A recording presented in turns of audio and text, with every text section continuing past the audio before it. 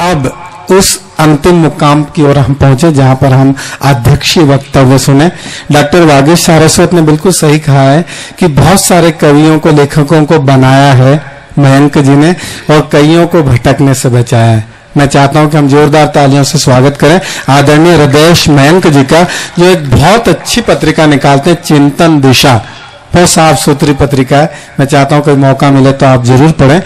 तालियों से स्वागत है आदरणीय मयंक जी से अध्यक्षीय संबोधन के लिए। बहुत बहुत धन्यवाद श्रीवाली जी। मंच पर विराजमान देश भर से आए हुए बड़े मूर्धन्य, बहुत अलग अलग रंग के, अलग अलग खुशबुओं को प्रस्तुत करने वाले कविगण, मेरे मित्र राकेश शर्मा जी, वागीश जी, वागीश सारस्वत जी का चेहरा मुझे याद है, एकदम युवा थे, यंग थे, पत्रकारिता में नए नए आए थे, हम लोग गोष्ठियों में और उसमें बैठते। अभी भी वागीश जवान है। राजनीति, पत्रकारिता और लेखन तीनों में अभी उनका शौर्य, बहुत कुछ शौर्य हमें देखना है। और इस सुंदर विशिष्ट आयोजन के संयोजक भाई धर्मेंद्र चतुर्वेदी जी, और यहाँ सभा कक्ष में हमारे ढेर सारे मित्र, ढेर सारे मीरा रोड के रसज्ञ श्रोता बंधु जो यहाँ बैठे हैं। प्रायः मीरा रोड को अब मैं बड़ा सांस्कृतिक रूप से संपन्न देखता हूँ। ये सच है कि कंक्रीट और ईंट के जंगल में अब संस्कृति धीरे धीरे पल्लवित, पुष्पित और अंकुरित हो रही है। जहाँ आप जैसे रसज्ञ लोग हों वहाँ साहित्य कभी मरता नहीं। और मैं एक चीज आपको बताना चाहता हूँ कि जहाँ साहित्य और साहित्यकार जिंदा होता है, जीवंत होता है, वहाँ राजनीति इस देश का कुछ भी बिगाड़ नहीं सकती। राजनीति में चाहे जिस तरह के भी लोग आए, लेकिन ये देश अपने रंग से चलेगा, क्योंकि विद्वान और साहित्यिक और लेखक का एक बड़ा दायित्व, बड़ा काम है, जो साहित्य की विद्रूपताएं हैं, समाज की विद्रूपताएं हैं, राजनीति की विद्रूपताएं हैं, उन पर वो नजर रखता है और मौका मिलते ही उनको रखता है। वो किसी का चारण नहीं होता। वो दौर खत्म हो गया है मित्रों।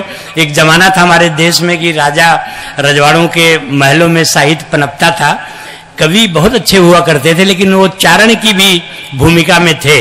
लेकिन आज जो कवि है अपने पूरे अस्तित्व और पूरे रंग के साथ वो विरोध का भी स्वर बनता है। अगर साहित्य ने प्रतिरोध का स्वर छोड़ दिया, मैं समझता हूं साहित्यकार हमारे देश में जिंदा नहीं रहेगा। तो मैं सबसे पहले बधाई देता हूं देवदत्त देव की दोनों कृतियों के लिए। बड़ी आग है देवदत्त देव में। जब ये पहली बार मुझसे मिले थे, मुझे याद है कि जौनपुर से देवरिया हमको ले गए थे, एक गंडक नदी के किनारे तट पर एक विशाल कवि सम्मेलन। मैं उत्तर प्रदेश गया हुआ था अपने गांव, इनको खबर मिली कि मैं वहां हूं, गाड़ी भेज के इन्होंने देवरिया ले गए, और उस गंडक नदी के किनारे दसों हजार की भीड़ में पूरी रात कवि सम्मेलन चला। मुझे सौभाग्य मिला था, मुझे संचालन की भूमिका में देवदत्त ले गए। मैं बड़ा प्रफुल्लित हुआ कि कितनी आग है इस लड़के में, इतनी कम उम्र में। वहां के इनके गांव वालों से मैं मिला, बोले माँ पिता और देवालयों के इतने भक्त हैं देव कि ऐसा व्यक्ति हमारे आसपास कोई है नहीं। बड़ा प्रतिभा संपन्न व्यक्ति है देव। तो मैं तो इनको पहले बधाई देता हूँ। और मित्रों, माँ सरस्वती ने अपने आंगन में एक और पुत्र को जन्म दिया है। जब भी कोई नया कवि अपनी कृति के साथ आता है तो ऐसी मान्यता है कि सरस्वती की कृपा उस पर हुई है, और उस आंगन में एक और नए कवि ने अपना पहला कदम रखा है। और आप सारे लोग जानते हैं, जब बच्चा पहली बार कदम चलता है तो जाहिर है कि वो किसी बड़े के जैसा नहीं चलता, वो डगमगाते कदम से चलता है। वागीश जिस तरफ आप उंगली रख रहे थे, युवा कवियों के साथ प्राय ऐसा होता है कि गजलें अगर वो कहते हैं तो मीटर बहर वजन में नहीं होती, गीत कहते हैं तो अतिरेक, जो भावना का अतिरेक है, उन्हें जो चाहता है वही कहलवा लेता है। लेकिन धीरे धीरे जीवन की आंच में जब जैसे जैसे कवि की उम्र बढ़ती है, उसके अनुभव, उसका जीवन पकता है, रचनाएं भी पकती हैं। मित्रों, आज देवदत्त दो पुस्तकों के साथ आपके सामने हैं, आप सब बहुत प्रेम दे रहे हैं। और मैं अक्सर जब मुझे मौका मिलता है वागीश जी, तो मैं कहता हूं कि हमारे सारे कवि मित्र हैं। प्रमोद जी ने बहुत अच्छे गीतकार हैं, अच्छा वक्तव्य दिया। रामावतार त्यागी ने लिखा था कि जितने गीत लिखे हैं मैंने इस लंबी बीमार उम्र में, बेचूं उन सबको तो शायद आधा कफन हमें मिल जाए। गीतकारों की पीड़ा प्रमोद जी आपके सामने रख गए। ये समय जिस तरह से समय में और समाज में और राजनीति में जो क्षरण हो रहा है, साहित्यिक मंचों पर हुआ, लेखनी में हुआ, कलमकारों ने बहुत शॉर्टकट रास्ता अपनाया, हास्य व्यंग और फुहड़ चुटकुलों के माध्यम से तालियां बटोरी। कुछ गीतकारों ने, कुछ महिला कवित्रियों ने अलग तरह से अपनी प्रस्तुति की, क्योंकि ये इतना शॉर्टकट कोई रास्ता नहीं है, बड़ी लोकप्रियता मिलती है कवियों को। तो हमारे कवि बिरादरी के लोगों ने भी कोई कोर कसर नहीं छोड़ी, चाहे वो कुमार विश्वास हो। आप ढूंढ लीजिए, कुमार में एक अद्भुत प्रतिभा है, गीतकार भी अच्छे हैं, लेकिन जो मंचों पर उनके सारे के सारे लोग बहुत अच्छे नहीं है। वो भी देखते हैं कि कौन चलता है इस समय, किस कवित्री को लोग सुनेंगे, कौन अच्छा गा सकती है, कैसे प्रस्तुति करेगी, उस तरह की एक कोशिश होती है मित्रों। क्योंकि मंच भी एक कला है, चाहे वो संचालन वाला पक्ष हो या वो भी है। लेकिन मैं आपको बताना चाहता हूं कि कविता का जन्म कागज पे नहीं होता मित्रों। कविता जब कवि के हृदय में पहली बार धड़कती है, चाहे रात के जितने भी बजे हों, उसको जगना है और उठकर कलम उठानी है और कागज पे शब्दबद्ध करना है। तो उसका जन्म सही पवित्र हालत में वो कविता पहली बार उसके हृदय में धड़कती है। अब जब वो कागज पे आती है तो उसका समाज, उसका जीवन, उसका राजनीति, उसका परिवेश सब उसमें जुड़ जाता है, तब वो जाके एक मुकम्मल कविता होती है। हर कवि के हिस्से का उसका अपना एक आकाश होता है, एक धरती होती है, वहां के पेड़ पौधे हैं, पुष्प पादप हैं, वहां का सहजीवन है, लोक जीवन है। 5000 वर्षों की परंपराएं हमारे देश में हैं। कहते हैं कि दुनिया भर में सबसे पुराना हमारा मुल्क है, तो जाहिर है कि हमारी परंपराएं, हमारे जो आचरण हैं वो भी पुराने हैं। उन सब से होके गुजरता है एक कवि, तब एक रचना लिखता है। जैसे आदरणीय ओम प्रकाश जी बैठे हैं, मैं उनके लिए एक बात कहना चाहता हूं। जैसे चैत्र के दुधलके में शाम को पके अंग की महक होती है, पके अन्न की जो खुशबू होती है, वो खलिहान और घर में बाद में आता है, लेकिन जब किसान उसे खेतों में देखता है पके हुए अन्न को, उसकी महक को स्वीकारता है, वो गीत है मित्रों। जब पहली बार धरती पर वो पानी की बूंदें गिरती हैं, जो खुशबू चौधी माटी है, वहां गीत है।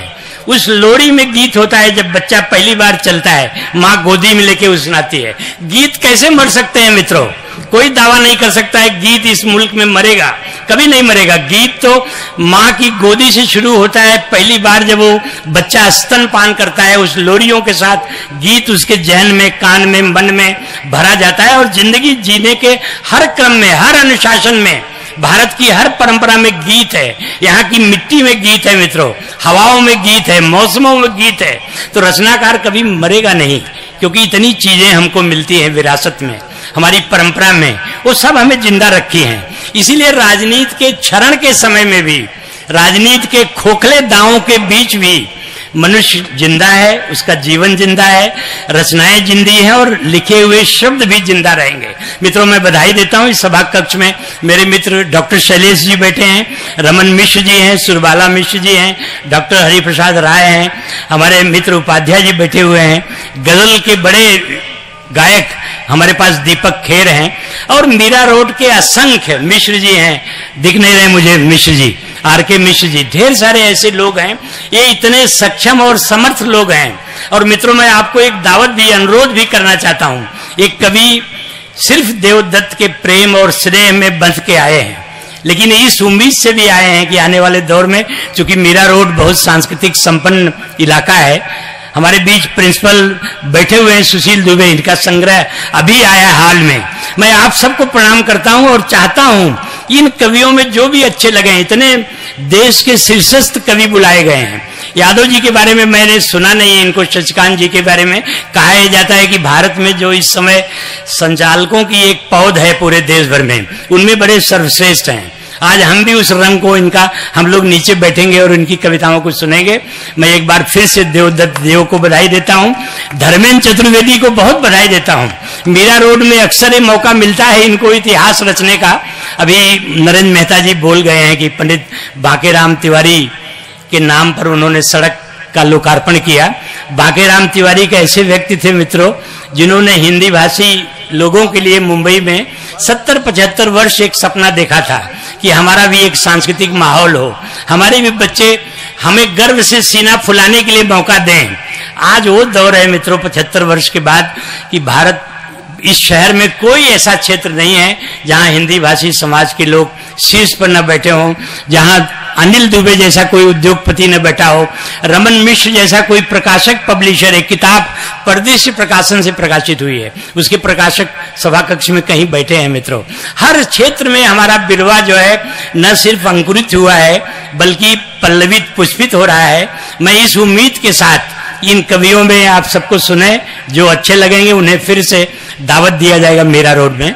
यहाँ बड़े बड़े मुशायरे और कवि सम्मेलन होते हैं, 20-20 हजार की ऑडियंस में मुशायरे सुने जाते हैं, 15,000 10,000 की ऑडियंस में कवि सम्मेलन सुने जाते हैं। और पुस्तक के लोकार्पण का ये छोटा सा अवसर है, लेकिन आप सबकी उपस्थिति ने इसे बहुत बड़ा बना दिया है मित्रों। मैं आपको प्रणाम करता हूं और देवदत्त को बधाई देते हुए अपना वक्तव्य समाप्त करता हूं। बहुत बहुत धन्यवाद मित्रों।